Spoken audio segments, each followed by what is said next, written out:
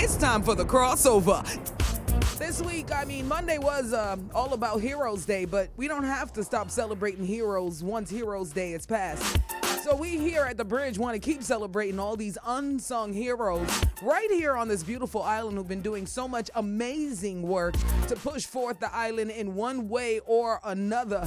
And today I'm absolutely honored because I've got someone I consider even a friend on the line who's been doing some real amazing work that I wanted to share. I wanted to be able to share with all of you. He goes by the name of Peter Rose from the Rockhouse Foundation. Peter, are you there?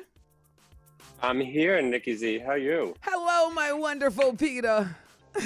How are you? And I'm thrilled to be on with you. Thanks so much for the invite. No, this was a pleasure. I've been actually bragging about Rockhouse Foundation to my friends and everybody who actually gives me an ear. One of the things that I brag about when it comes to Rockhouse Foundation is the program that you have for the kids. You help fund a school that not just helps push kids with special needs, but you found a unique way to do it that I haven't heard of ever on this island, where you actually let kids cohabitate of different levels. Can you talk to me about that? Sure, absolutely. Maybe close to 10 years ago, a staff member at the Rockhouse Hotel came to me and informed me about her son who had been diagnosed with severe autism. Yeah. And it just really stuck with me because she got the assessment in Kingston, and when they gave her the news, they said, "But sorry, there's really nothing in the West for you." Wow. So there she is with her 5-year-old son, diagnosed with severe autism and nowhere to go. So a few years later, we began to think about what we could do, and we developed this school called Savannah Lamar Inclusive Infant Academy. And what it does is it brings together children with special needs and typical learners together in the same classroom, learning side by side with each other. And Nikki, when you think about it, so much of the world stigmatizes children with special needs, their families, they isolate them in their communities, they don't want to have anything to do with them. So not only think about what the children at Sav Inclusive, as we call it, where the class sizes are capped at 15 to 17 children, there's 3 adults in every classroom, there's 2 speech language therapists, there's a physical therapist. Wow. We have really everything that children with special needs require in order to move along and to be the best version of themselves. Yes. But we also have this tremendous opportunity to destigmatize special needs and to have children who are classified as typical learners sitting side by side with children with special needs, realizing that if somebody doesn't have full mobility or full speech or some other issue, that doesn't make them any less of a human being. Yeah. And so for all the students enrolled in our schools, and even maybe more importantly for their parents and their other family members, to embrace children with special needs, to know that they can learn side by side and that everybody can thrive. Yeah. Well, to me, that's a bit of a blessing, isn't it?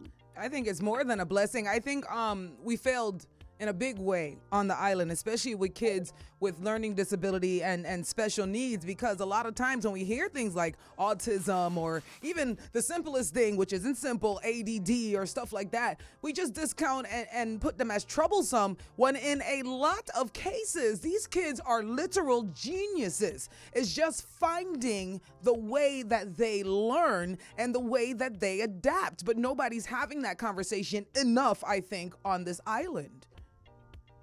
In a lot of places, really. I think that when you decide that you're finished with all the radio business, yeah, and you want to get into education, we have a home for you. Listen, I miss Jerome so much.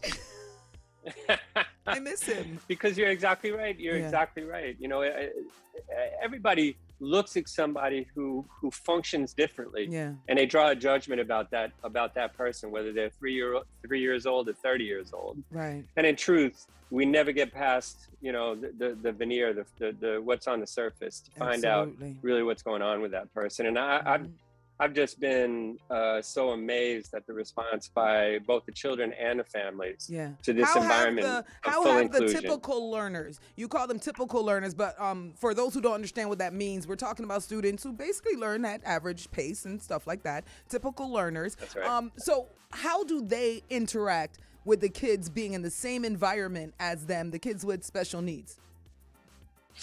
You know, they function with the children with special needs, regardless of whether it's an issue of autism or an issue of cerebral palsy, for example, where a child might be in a wheelchair and immobile and maybe have no language. Right. You see children pushing a wheelchair from classroom to the lunchroom. You know, you see them out in the play area, holding hands with somebody that doesn't have full mobility and walking on a balance beam together. You know, those little things that are just describing, you know, to both us, but everybody, that children are embracing the idea that everybody's got a place on this earth.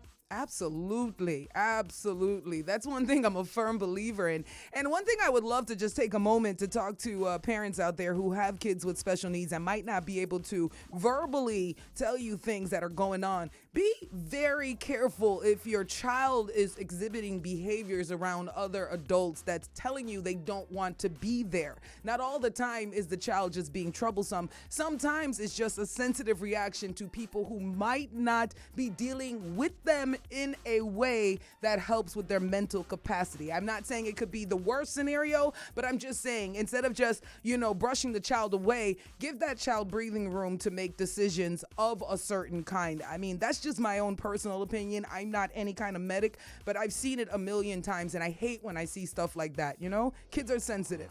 But Peter, COVID came, and you guys did something special because a lot of people couldn't get food. I mean, a lot of the students, they were relying on the schools to eat, to get through the day, and you guys took a special initiative. Tell me what happened after COVID and the initiative you took with that.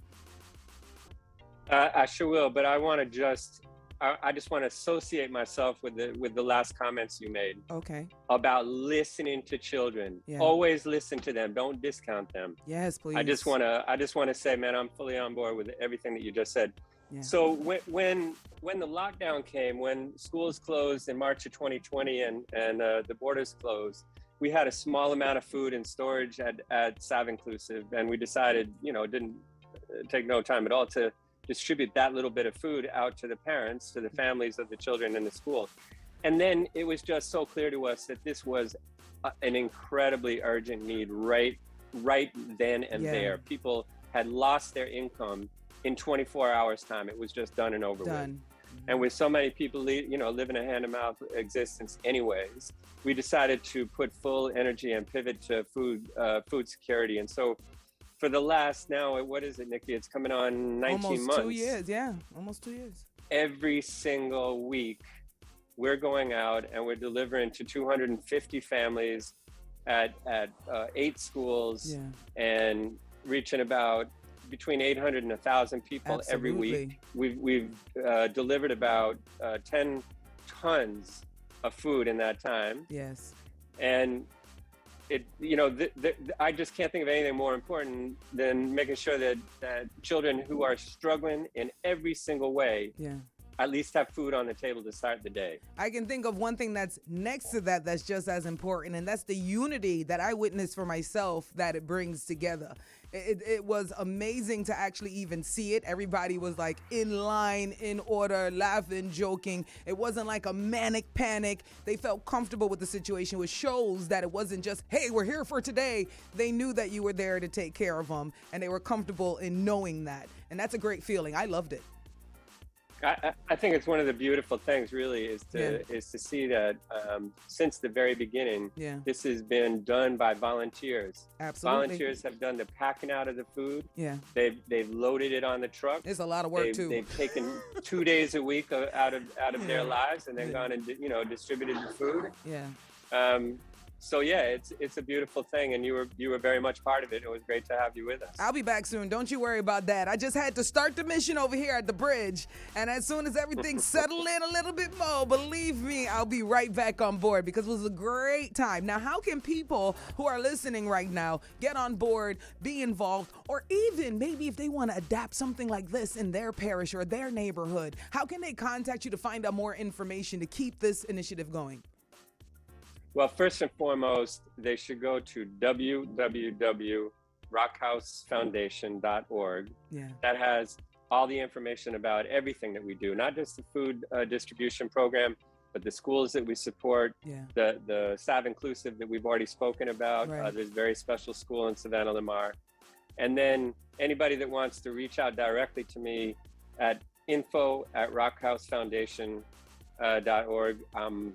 I'm here and waiting to hear from you. Yeah. Where are you? Where are you exactly? I can kind of see the background. It looks like one of my favorite resorts on the island. I see the palm tree behind you. I see the colors. I believe it's a familiar location.